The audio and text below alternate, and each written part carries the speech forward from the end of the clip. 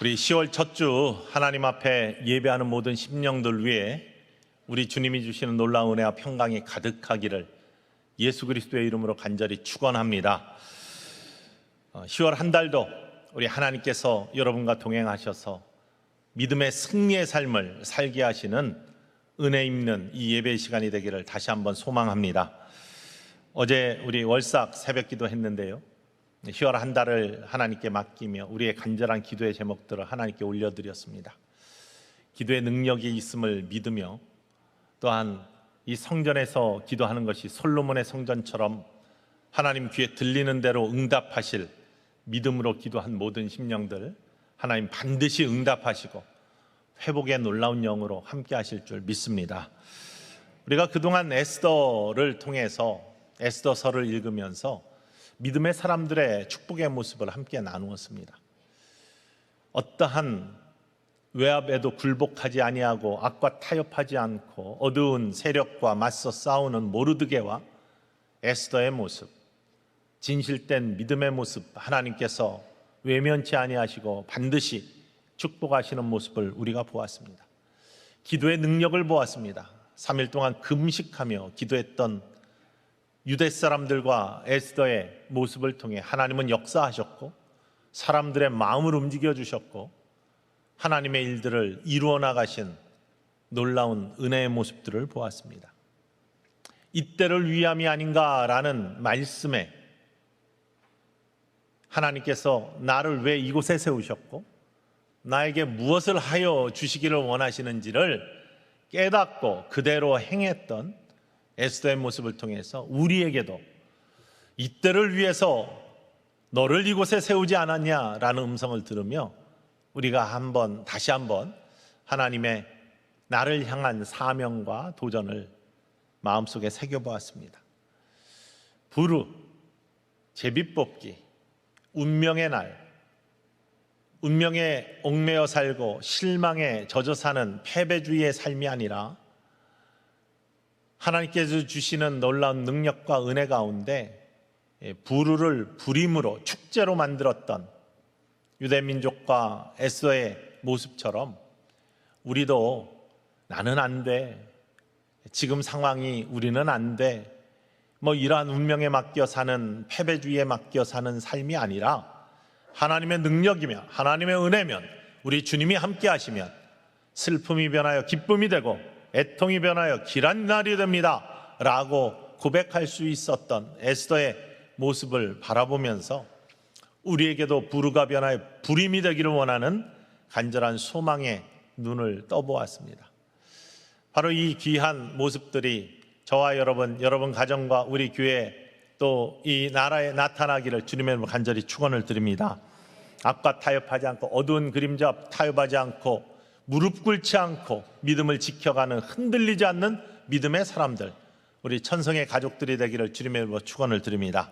기도의 능력을 알며 기도하며 기도의 체험 속에 하나님을 찬양하고 감사하는 우리 천성의 가족들이 되기를 주님의 이름으로 간절히 축원을 드립니다.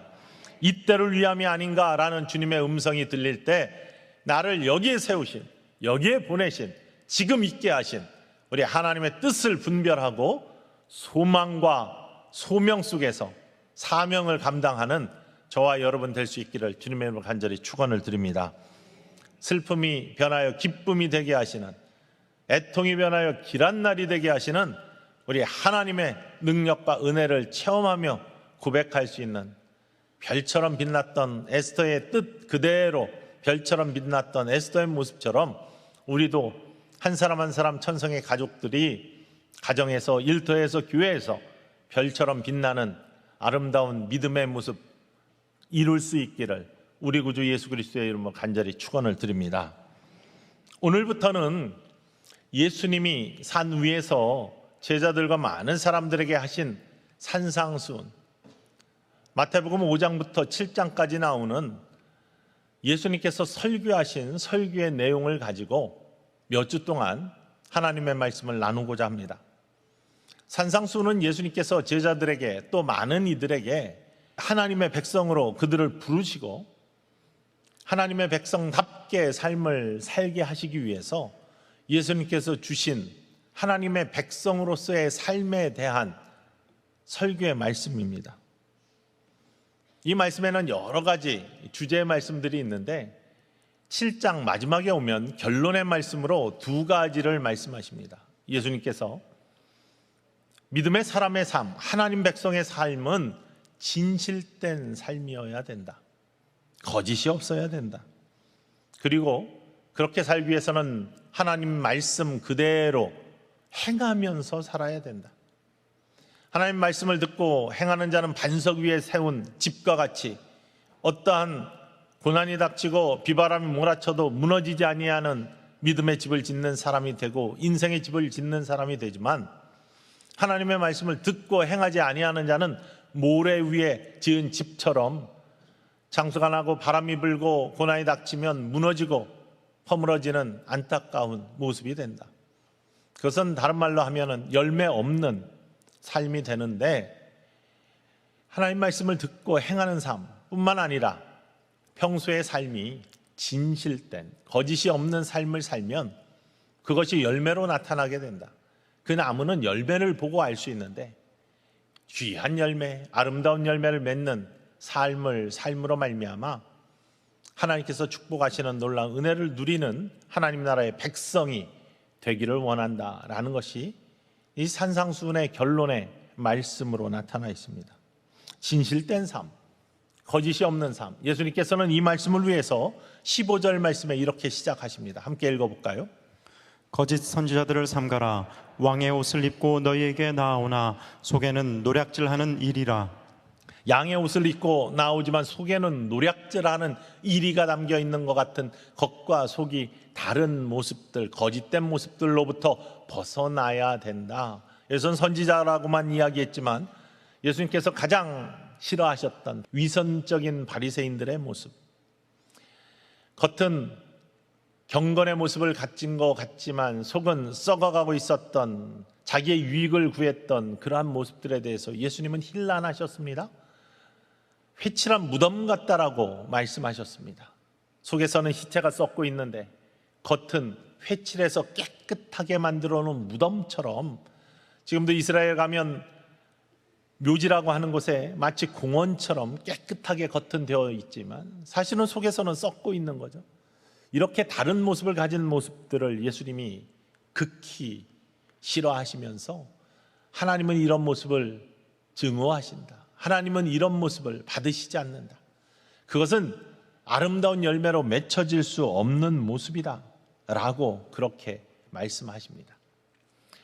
그런데 이 거짓이 없는 진실된 삶, 이것이 쉽냐? 그리고 우리의 의지로 그게 쉽게 되는 것이냐? 그렇지 않은 것 같습니다. 거짓된 본성이라는 것이 물론 십자가의 보혈의 은혜로 덮어지고 녹여지고 다듬어져서 온전한 믿음의 사람을 이루는 것 중요하지만요, 믿음의 조상들을 봐도 거짓의 본성, 이것들을 다루기가 쉽지가 않습니다. 믿음의 조상이라고 하는 아브라함, 이삭, 야곱만 해도 이 거짓의 모습들이 드러납니다. 하나님이 본토 친척 아비집을 떠나서 내가 네게 지시한 땅으로 가라 라는 말씀에 순종하며 그 길을 갔던 아브라함인데, 가나안 땅에 기근이 들어서 할 수 없이 이집트로 내려갔을 때 그의 아내 사레를 누이라고 속였습니다. 왜냐하면 그의 아름다움을 보고 다른 사람들이 자기를 죽이고 자기 아내 사라를 빼앗아가면 어떡하나라는 걱정 때문에 자기 아내 사라를 누이라고 속이면서 자기의 목숨을 구걸한 것이 아브라함의 모습이었습니다. 물론 나중에 깨닫고 뉘우치며 온전함으로 바뀌지만요, 이런 나약한 모습이 우리들의 모습입니다.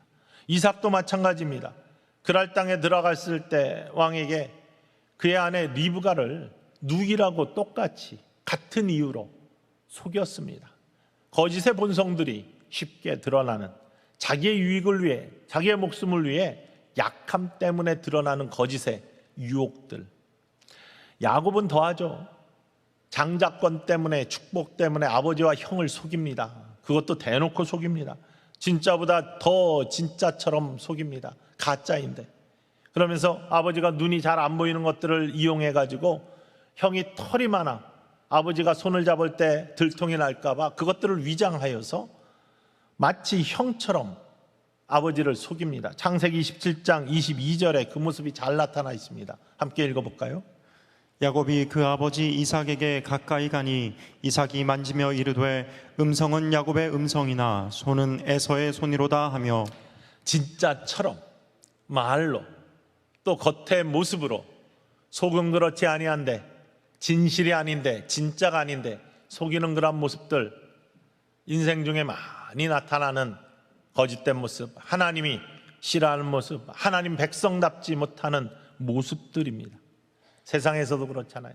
나 진짜 이거 좋아해 라고 하면서 당신을 진짜 좋아한다고 그러면서 나중에 보면은 정말로 진짜를 2번씩이나 강조할 만큼 좋아했는지, 오빠 한번 믿어봐 하고서 나를 믿어달라 과장하고 강조하는 것, 그것만큼 못 믿을 것이 없는 것이죠. 요셉은 그런 모습들이 사라진 사람으로 삶을 살았습니다.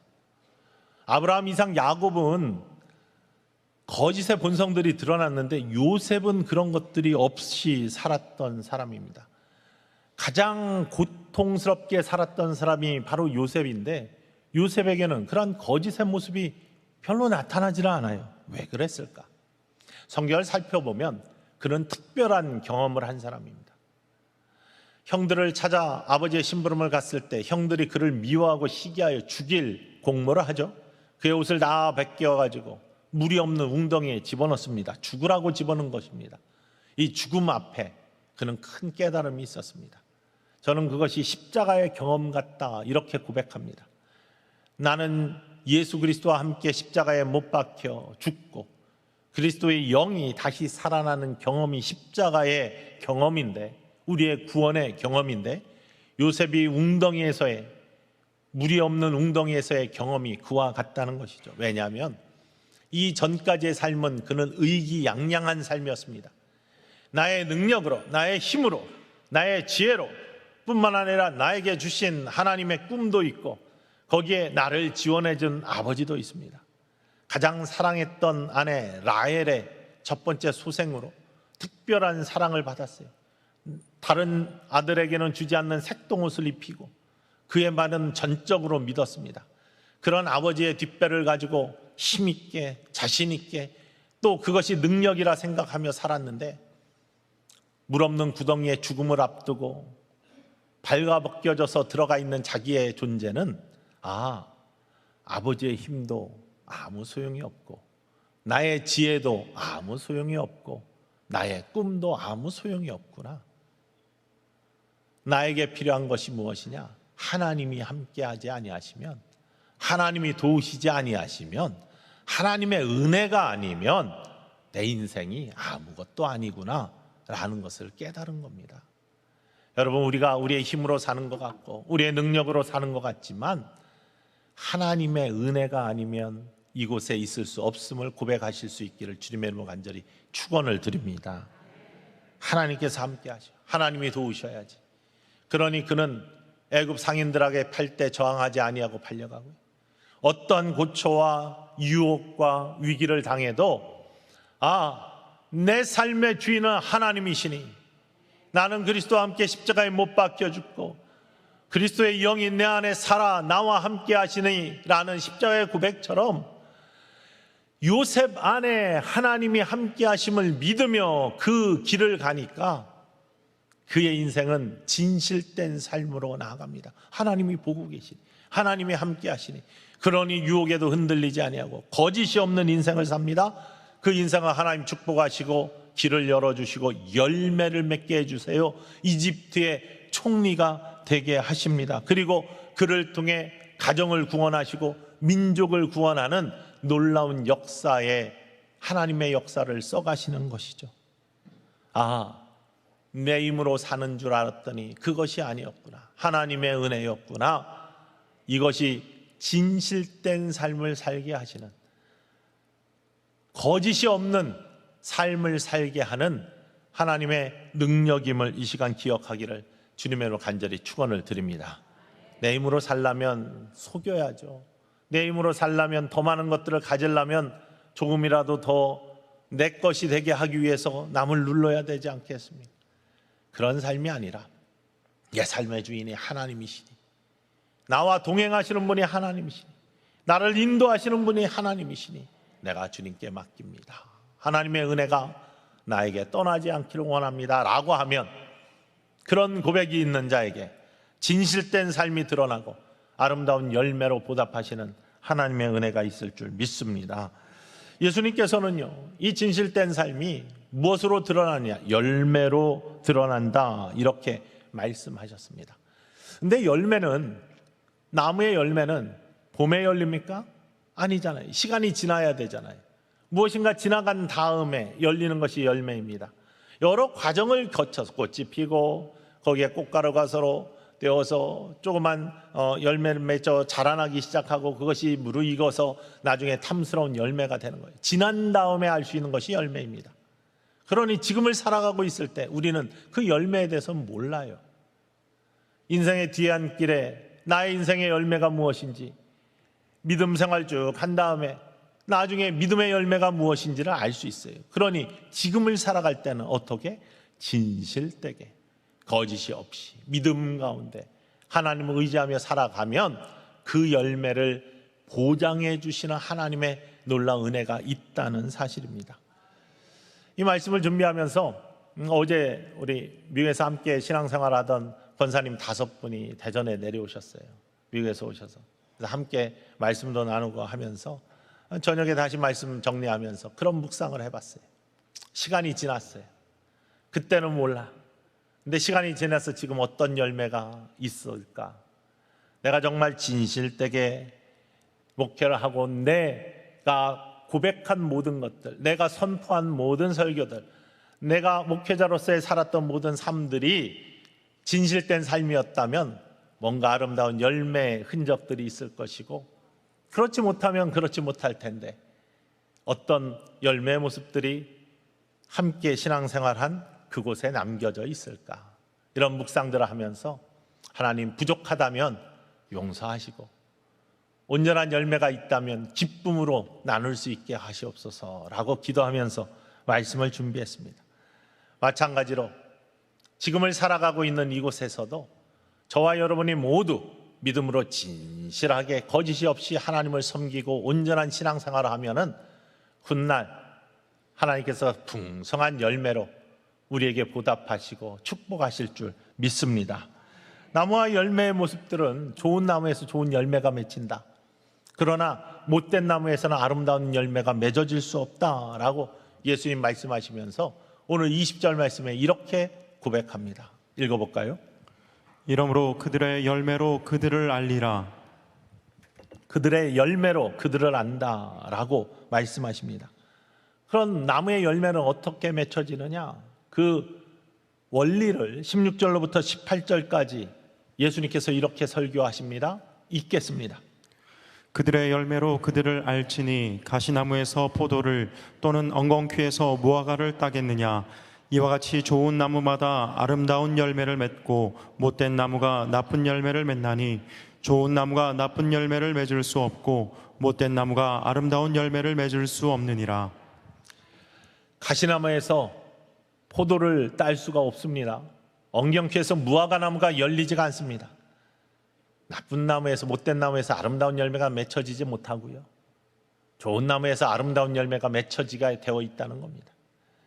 우리들이 믿음 가운데 진실한 그리스도의 말씀에 뿌리박은 삶을 살면은 시편의 고백처럼 시냇가에 심은 나무가 시절을 쫓아 과실을 맺으면 그 잎사귀가 마르지 아니함 같으니 그 행사가 다 형통하리로다. 아름다운 열매의 삶을 살 줄로 믿습니다. 그러나 그렇지 못할 경우에는 열매가 없어요. 아니면 열매가 흉해요. 그런 삶을 예수님께서는 원치 아니하시고 하나님 백성은 그런 삶을 살아서는 안 된다고 성경이 선포하고 있습니다. 진실되지 못하면 과장하고 포장합니다. 왜냐하면 진실되지 못한 것을 덮기 위해서 덧붙이고 무엇인가 잘 그럴싸하게 보이기 위해서 덧대야 되기 때문이죠. 그렇기 때문에 진짜는 가만히 있어도 빛납니다. 그 시간이 좀 늦어도 빛을 발하게 되어 있어요. 근데 가짜는 아무리 파닥거려도 초라합니다. 아무리 크게 보이려고 해도 나중에 그 모습이 드러나게 되어 있어요. 그렇기 때문에 저와 여러분은 예수님의 말씀처럼 좋은 나무에서, 복된 나무에서 아름다운 열매가 맺히는 것처럼 아름다운 열매를 맺어가는 축복의 사람들이 모두 될 수 있기를 주님의 이름으로 간절히 축원을 드립니다. 그러면 축복의 열매, 좋은 열매의 모습은 무엇인가? 첫 번째는요, 견고함입니다. 좋은 열매는요, 모든 것들을 견딘 열매입니다. 비바람을 견딘 열매입니다. 봄에 꽃이 피고 조그맣게 열매가 맺혀 자라날 때 이것이 건강하지 못하고 시들시들하고 온전치 못하면 중간에 떨어지죠. 세찬 비바람이 불면 견디지 못합니다. 우리의 믿음도 마찬가지. 믿음이 견실한 믿음이 되어요. 세찬 유혹이 다가오고 비바람이 불어도, 고난이 닥쳐도, 유혹이 와도, 상처를 입어도 그 믿음이 흔들리지 아니하고 끝까지 포도나무에 가지가 붙어 열매가 맺는 것처럼 예수 그리스도께 붙어있는, 떨어지지 아니하는, 그래서 너는 내 안에 거하고 내가 내 안에 거하면 무엇이든지 원하는 대로 구하라, 그리하면 이루리라, 이 말씀이 그대로 이루어지는 축복의 사람들이 좋은 열매를 맺은 아름다운 영혼인 줄 믿습니다. 견고함. 서리거나 문제가 있는 열매들은요, 비바람에 견디지를 못합니다. 다 떨어져 버립니다. 진실한 믿음의 사람들, 그 진실한 믿음의 사람들이 믿음의 열매를 맺죠. 그 믿음의 열매는 신실한 삶으로 드러날 줄 믿습니다. 끝까지나마 어떤 비바람도 헤치고 남아있는 열매는요, 견고한 열매는 그래서 가치가 있습니다.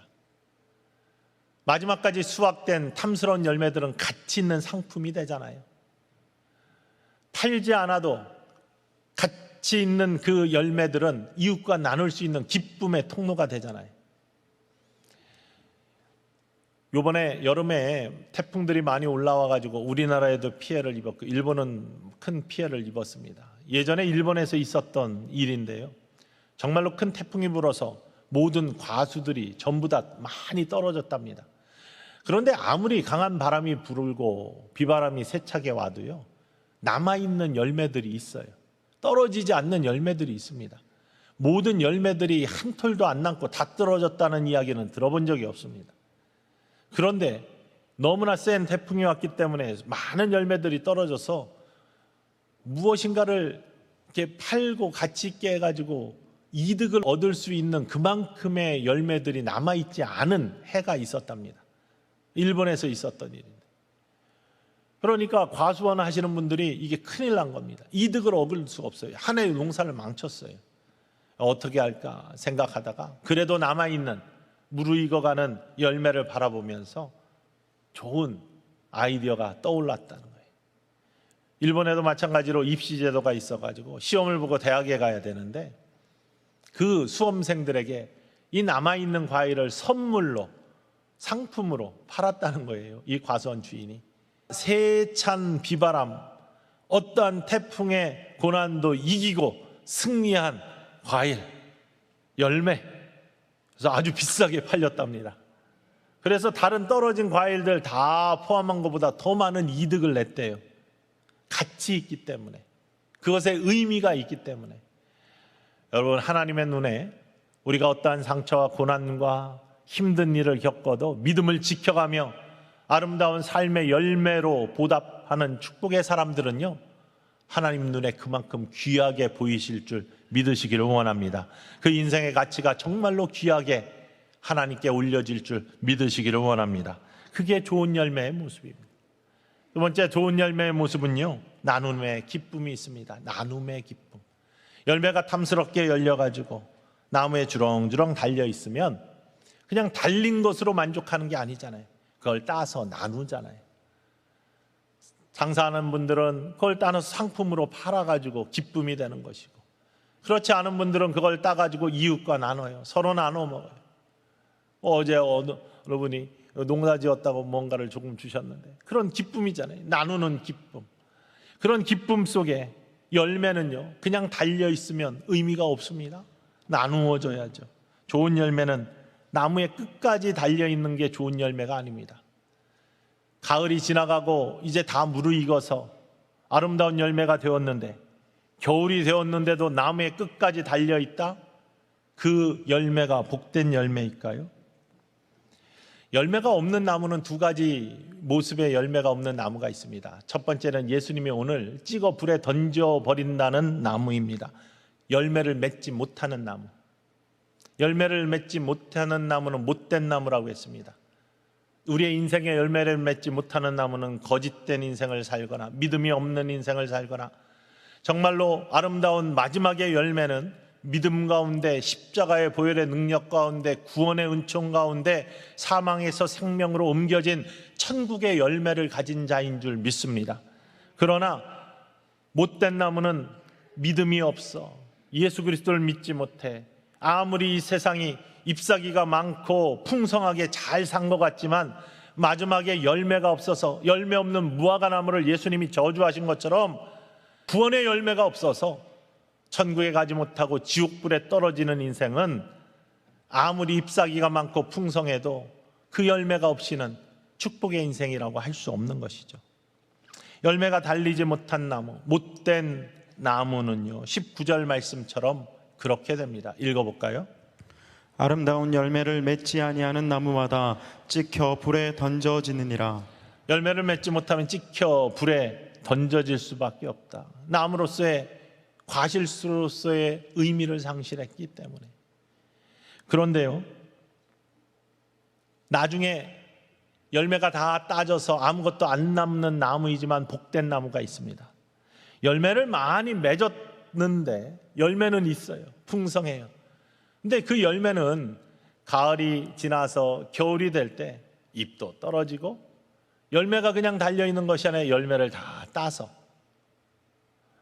까치밥으로, 새밥으로 한두 개는 남겨놓을 수 있지만 그냥 놔두지 않잖아요. 다 따서 상품으로 팔거나 이웃과 나누거나 이래야지 열매의 의미가 있지.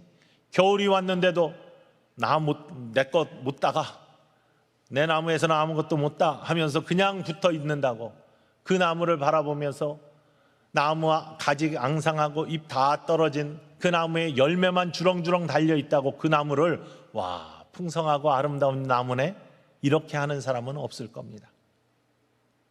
떼어서 나누어 줄 때는 나누어 줄 수 있는 때를 아는 나무, 그것을 잘 이루어가는 것이 아름다운 열매의 모습이고, 나눔의 기쁨이 있을 때 하나님이 축복한 복된 열매 있는 인생이 될 줄로 믿습니다. 나무가 다 가을에 열매를 맺어 익어가서 풍성해졌어요. 이제는 따서 나눌 때가 됐는데 따지 못하게, 여러분 인생 속에 수많은 것들을 이루었습니다. 그런데 이거 나에게서 떨어지면 안 돼 라고 하면서 그걸 끝까지 지키고 있는 모습이 그런 겁니다. 가을이 되고 겨울이 되면은 다시 봄을 준비하는, 이제 되돌아가는, 귀가하는, 하나님 나라로 인생은 돌아가는, 가을이 되고 겨울이 될 때 그 모습은 하나님 나라를 준비하는 모습이 되어야 되는데, 여전히 여름을 생각하면서 내가 다 쥐고 있어야 된다라고 생각할 때 그 나무는 보기에 흉한 나무가 되는 거예요. 열매가 달려있다 할지라도, 아무리 많은 것들이 붙어있다 할지라도 아름다운 나무라고 부르지를 않습니다. 떼어서 나누어 줘야지, 함께 기쁨을 나누어야지, 그리고 다른 것에 또 다른 씨앗이 되어야지, 그것이 복된 나무이고 아름다운 열매라고 우리는 부르는 것이죠. 미국에 가면은 이게 과일 나무들 참 많은데, 특별히 캘리포니아에 오렌지 나무들이 많습니다. 스크립스 칼리지라는 클레어몬 신학교에 있는 바로 옆에 있는 여자 대학인데, 거기 오렌지 나무가 쫙 정원수로 심어져 있습니다. 안 따먹어요. 한인 학생들만 가서 가끔 따먹죠. 근데 막 달려있으면 풍성한 것 같은데 나중 되면 어떻게 되는지 아십니까? 그 아름답고 탐스러운 그 오렌지가 다 땅바닥에 떨어져요, 스스로. 그래서 썩어져 버려요. 지저분해져요. 욕심을 부르면 나중에 바닥들이 주변들이 지저분해지게 되어 있어요. 복된 나무가 아니에요. 아름다운 열매가 아닙니다. 탐스러울 때 나누어야지. 탐스러울 때 기쁨을 나누어야지. 그게 복된 열매인 줄 믿습니다. 우리의 삶도 그러기를 원합니다. 힘차게 믿음 생활하고 진실되게 믿음 생활해서 좋은 나무가 좋은 열매, 아름다운 열매를 많이 맺어야죠. 그 아름다운 열매, 인생의 열매들, 믿음의 열매들, 성령의 열매들 나에게 많은 거 참 좋습니다. 축복입니다. 근데 이것은요, 때가 되면 나누어야 됩니다. 끝까지 갖고 있으려고 하면 흉한 나무가 되는 거예요. 낙엽이 떨어지고 쌀쌀한 바람이 불어가지고 하나님 나라에 가까이 가게 될 때, 하나님 앞에 섰을 때 무엇인가 많이 가지고 있다고 하나님 축복하지 아니하셔요. 나무처럼 나무와 가지만 있어도 그곳에서 이미 풍성하게 열려서 남에게 나누어주고 함께 나눈 기쁨의 통로가 되었던 그 모습들을 하나님 기억하면서 너에게는 아무것도 없지만 하늘의 놀라운 모습들을 비우셔서 종의 형체를 가지고 이 땅에 오신 예수 그리스도의 십자가의 모습처럼 우리는 초라한 모습처럼 하나님 앞에 쓸지 몰라도 그 빈 것 같은 나무는 빈 나무가 아니라 하나님이 축복하신 풍성한 열매의 나눔이 있었던 복된 인생이었다고 인정해 주시는 하나님의 은혜가 우리 가운데 있을 줄 믿습니다. 그것이 복된 열매, 아름다운 열매를 가진 인생이고 그것을 진실된 우리들의 삶을 통해 이루어가기 원하시는 하나님 나라의 백성으로서의 삶을 선포하시는 예수님의 설교가 산상수훈의 마지막 모습입니다. 어제 제자 양육 마지막 반을 하면서 예수님의 사람 맨 마지막에 나오는 그러한 예화가 있어요. 엄영수라는 분의 예화입니다. 그 예화는 항상 읽을 때마다, 저는 수십 번 읽었는데 읽을 때마다 마음에 감동이 돼요. 정동제일교회 초창기에 믿음의 사람의 모습입니다. 엄영수라는 분이 계셨는데 그분은 마부였습니다. 근데 예수 그리스도를 듣고 믿고 구원받아 예수님의 사람이 되면서 정말로 신실하게 거짓이 없는 진짜 믿음의 삶을 살려고 최선을 다했어요. 나무 목자, 우리 나무에 대해서, 열매에 대해서 말씀을 드렸는데 나무 목자 산문 아시죠? 저 나무 목자의 밑에 줄이 하나, 뿌리 있는데 줄이 하나 더 가면은 근본 본자가 됩니다. 근본이 튼튼해요. 뿌리가 튼튼해야지 귀한 열매를 맺을 수 있는 축복의 나무가 될 수 있어요. 그 뿌리에 든든하게 서가는 것이 뭐냐? 하나님 말씀, 기도, 감사, 찬송, 교회 오면 매일 강조하는 기초입니다. 하나님의 말씀이 여러분의 삶의 뿌리가 되기를 주님의 이름으로 간절히 축원을 드립니다. 기도가 여러분의 삶에 하나님의 귀한 자양분을 공급하는 축복의 통로가 되기를 주님의 이름으로 간절히 축원을 드립니다. 찬양과 감사가 여러분의 삶의 재단을 든든히 쌓아가는 축복의 통로가 되기를 간절히 축원을 드립니다. 그때 아름다운 열매를 맺을 수 있는데요, 그 열매는 우리의 삶이 무슨 신분이 상승되고 부가 굉장히 축적되어서 끝까지 그것들을 누리면서 놓지 않는 삶이 아니에요. 이 엄영수라는 분은 마부였어요. 근데 하루는 왕손을 태우게 되었답니다. 마차에. 그리고 마차를 끌고 가는데 이 마음에 구령의 불길이 타오르고 복음을 전하고 싶은 마음이 간절해요. 예수님의 사람이 그런 거 아닙니까? 진실한 사람이 그런 거 아닙니까? 그래서 왕손에게 이야기하는 거예요. 어르신, 감히 말씀드리는데 예수님을 한번 믿어보시죠 라고, 예수 그리스도로 한번 믿어보시죠 하고 말씀을 드렸어요. 용감하게. 그랬더니 왕손이 이야기하기를 비아냥거리면서 그래? 나도 예수라는 이름은 들었는데 그러면 예수를 믿으면 너 같은 천민이, 마부가 양반이라도 된다느냐? 라고 되물었습니다. 이때 마부가, 이 엄영수가 이렇게 대답했다고 합니다. 어르신, 제가 예수님을 믿는 것은요, 양반이 되려고 믿는 것이 아닙니다.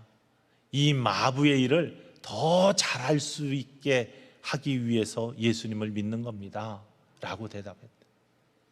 그거에 감명을 받은 이 왕손이 나중에 승동교회 목사님이 되셨어요. 그게 믿음의 열매의 역사입니다. 열매를 나누는 역사입니다. 내가 양반이 되어서 호사를 누리려고 예수님을 믿고 예수 그리스도가 원하시는 삶을 살아가는 것이 아니라 내가 있는 그곳에서 예수님의 뜻을 분별해 근본적인 하나님의 말씀, 하나님의 나를 향한 사랑, 그 근본의 뜻들을 분별하면서 하나님의 뜻대로 살아가기 원하면 삶의 자리가 부유해지고 거기에 복음의 열매들이 나타나고 그 나타난 열매들은 나만 누리는 것이 아니라 함께 나누어가는 삶, 이것이 엄영수의 삶이었고 축복의 삶이었고, 그는 비록 마부로서 인생이 끝나지만 하나님 나라에서는 그의 열매들이 다 나누어져서 그는 나무와 가지만 남은 것 같지만 하나님 눈에 보시기에는 얼마나 풍성한 열매가 달려 있었던, 이 땅에서 하나님을 기쁘시게 한 축복의 인생이었는지 모른다는 사실입니다. 저와 여러분의 삶이 그런 삶 되기를 주님의 이름으로 간절히 축원을 드립니다. 하나님 눈에 아름다운 나무, 아름다운 열매가 가득한 나무, 그러나 지금은 하나님 앞에 섰을 때는 그 열매들 내가 짊어지고 가는 것이 아니라 주변과 나누는 기쁨 속에 나의 것들을 떼어주고 다른 씨앗이 되고 다른 기쁨이 될 수 있도록 나누어주는 인생, 그것이야말로 하나님이 가장 축복하시는 하나님 나라의 백성다운 아름다운 삶임을 기억하면서 저와 여러분의 삶이 진실된 삶, 거짓이 없는 믿음의 삶을 삶으로 하나님이 주시는 축복의 열매들을 많이 맺고 그 열매는 서로 나눔으로 말미암아 하나님의 기쁨을 배가시키는 아름다운 인생들 모두 될 수 있기를 주님의 이름으로 간절히 축원을 드립니다.